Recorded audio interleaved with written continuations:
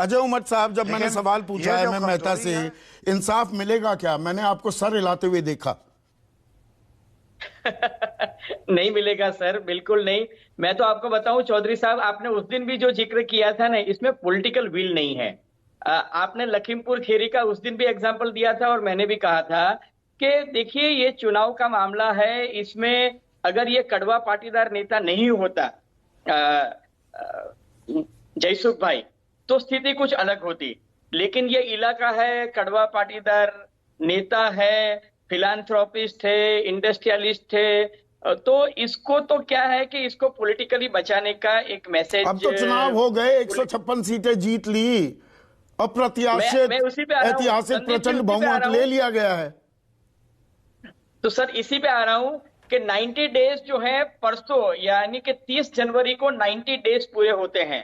तो पुलिस को एक फॉर्मेलिटी के खातिर चार्जशीट जो है बिफोर 90 डेज करनी थी, इसलिए क्योंकि गुजरात हाईकोर्ट ने इसका सुओ मोटो संज्ञान लिया है। अगर गुजरात हाईकोर्ट ने, chief justice of Gujarat high court ने इसका सुओ मोटो संज्ञान नहीं लिया होता तो ये मामला और भी लचर जाता। लेकिन वो जानते हैं कि मोरबी की कोर्ट में पेश होना, मोरबी की कोर्ट में चार्जशीट फाइल करना एक बात है, और अहमदाबाद गुजरात हाईकोर्ट को जवाब देना दूसरी बात है। यू विल बी सरप्राइज कि मोरबी नगर पालिका के नगर पालिका के अधिकारी ने गुजरात हाईकोर्ट में भी 2 मुदत तक तो वो हाजिर नहीं आए थे।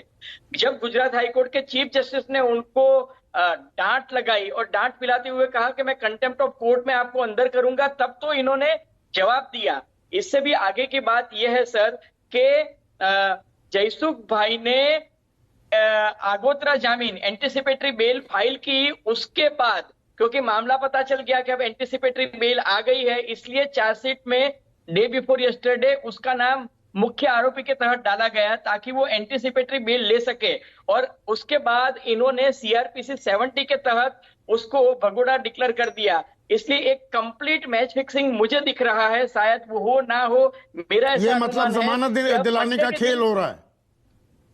बिल्कुल। मंडे के दिन क्या होगा? नहीं सर, मंडे के दिन ये होगा, हो सकता है कि मैं जो एक पॉसिबिलिटी देखता हूं कि मंडे के दिन जयसुख भाई जो है वो किसी एजेंसी पकड़ लेगी और फिर एक मीडिया होगा कि देखो हमने जयसुख भाई को पकड़ लिया, फिर मीडिया के सामने उनको पेश किया जाएगा और फिर 24 घंटे के बाद उनको बेल दिलाने की कोशिश की जाएगी, या एक आध हफ्ते फिर वो जेल में रहेंगे और फिर वो एंटिसिपेटरी बेल पे हियरिंग होगी। और मुझे लगता है उनको छुड़ाने के लिए भी कुछ लॉबीज जो है वो काम कर रही है। मेन पॉइंट ये है सर पूरे केस के अंदर कि सीआरपीसी 70 के तहत उन्होंने भगोड़ा जाहिर कर दिया।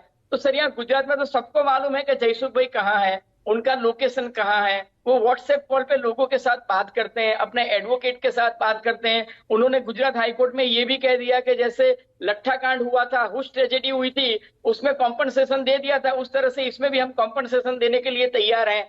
तो मामला तो फंसा हुआ है गुजरात हाईकोर्ट में, गुजरात हाईकोर्ट का डर है। नीचे पुलिस इन्वेस्टिगेशन तो सर मैनेज हो सकता है। तो पुलिस को पता है, जानकर अनजान बन रही है, उन्हें लोकेशन पता है जयसुख पटेल की। बिल्कुल। और ये बात सिर्फ जयसुख पटेल की नहीं है अजय भाई, जो बात एमएम मेहता भी कह रहे थे, जो मोरबी म्युनिसिपैलिटी है उसके जो सदर थे एसवी जाला, क्या कार्रवाई हुई? सस्पेंशन होकर बात खत्म हो गई। डीएम मोरबी का क्या? पीडब्ल्यूडी मंत्रालय किसके पास था? वो तो सूबे के मुख्यमंत्री भूपेंद्र पटेल के पास था। वो का चार्जशीट में सरकारी पक्ष का इस मिली भगत जिस ओर इशारा कर रही है चीफ जस्टिस की बेंच की अगुवाई वाली बेंच, उनके नाम कहां हैं? सर यू विल सरप्राइज कि गुजरात में अगर अर्बन डेवलपमेंट अथॉरिटी के नीति नियम के अनुसार अगर आप अपने अपार्टमेंट में हर 2 साल में लिफ्ट का फिटनेस सर्टिफिकेट नहीं देते हो ना, तो अभी बिल्डिंग यूज परमिशन अटक सकती है। आप कोई नई बिल्डिंग बनाते हो तो उसमें सबसे पहले फिटनेस सर्टिफिकेट लेना पड़ता है, बिल्डिंग यूज सर्टिफिकेट लेनी पड़ती है। गुजरात में तो कोई भी नया रोड, नया ब्रिज, अंडर ब्रिज या इस तरह के झूलते हुए पुल जो होते हैं, उसके लिए आपको एक बाकायदा एजेंसी के साथ एक सर्टिफिकेट लेना पड़ता है कि भाई इसमें इसकी कैरिंग कैपेसिटी क्या है। नहीं, मैं एक और बात अजय भाई 15 नवंबर को गुजरात हाईकोर्ट ने सवाल उठाए थे कि भाई आपने ये इसकी लीपापोती का, इसके रंग रोगन करने का, मरम्मत का ठेका और एवा को कैसे दे दिया संरक्षण का? Without inviting tenders. आज तक इस बारे में कोई जानकारी सार्वजनिक नहीं की गई है। और साथ ही साथ अदालत ने यह भी पूछा था फ्रॉम 15/6/2017, 15 जून 2017, for a period of 2 years, 2 साल के लिए, without there being an MOU और अग्रीमेंट और entrustment, the bridge in question was continued to be maintained by Ajanta company. यह गड़बड़ झाला पहले से भी चल रहा था।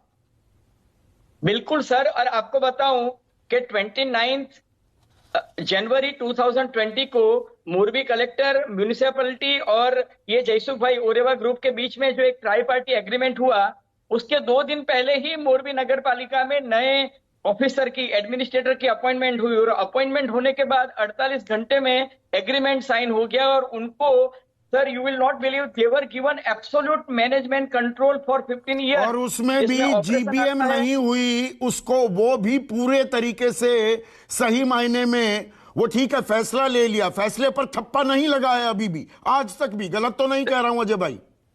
आप बिल्कुल सही कह रहे हो सर। कोई भी इस तरह का एग्रीमेंट होता है, उसको विद इन 60 डेज कायदे से और परंपरा से पहली जो जनरल बॉडी मीटिंग होती है उसमें उसको रेटिफाई करना पड़ता है। एक रेटिफिकेशन प्रोसेस होता वो है। नहीं हुआ है आज तक। समझाना पड़ता है कि हमने ये एग्रीमेंट क्यों किया, वो नहीं हुआ। दूसरी बात सर, कि एब्सोल्यूट मैनेजमेंट कॉन्ट्रैक्ट दे दिया, उसमें ऑपरेशन है, उसमें मेंटेनेंस है, सिक्योरिटी है, सैनिटेशन है, पेमेंट कैसे लेना, कलेक्शन कैसे करना, हायरिंग, लेकिन सेफ्टी की बात का कोई जिक्र ही नहीं है। टिकट हर साल पूछा है अदालत ने कि भाई ये सेफ्टी सर्टिफिकेट जारी कौन करेगा, इसका कोई जिक्र ही नहीं है। 1.5 पन्ने में करार हो गया। सर, उससे भी महत्व की बात कि खुदा ना खास्ता कोई, जैसे ये तो बहुत बड़ा हादसा हो गया, लेकिन अगर एक बंदा भी गिरता है तो नीचे नदी में कोई बोट नहीं है उसको बचाने के लिए, ना कोई फायर ब्रिगेड की व्यवस्था है, ना कोई ट्रेन्ड प्रोफेशनल तरवैये हैं जो इनको बचाएंगे। ऐसी कुछ सुविधा ही नहीं रखी थी इन्होंने। और सर, जो मतलब एक स्ट्रक्चरल चेंज अगर आप करते हो कि जो टीक वुड की लकड़ी है उसको हटा के आप एल्यूमिनियम की फ्रेम लगा देते हो, उसके नीचे लोहे की, स्टील की वो लगा देते हो, तो उससे ब्रिज की जो कैरिंग कैपेसिटी है उस पर असर आता है। तो ऐसा सजेस्ट किया गया था। असेंबली में किसी MLA ने सवाल पूछा था और कहा गया था कि भाई IIT रुड़की से या कानपुर से फिटनेस टेस्ट या स्ट्रक्चरल इंजीनियर को बुला के गैरी है आपके पास,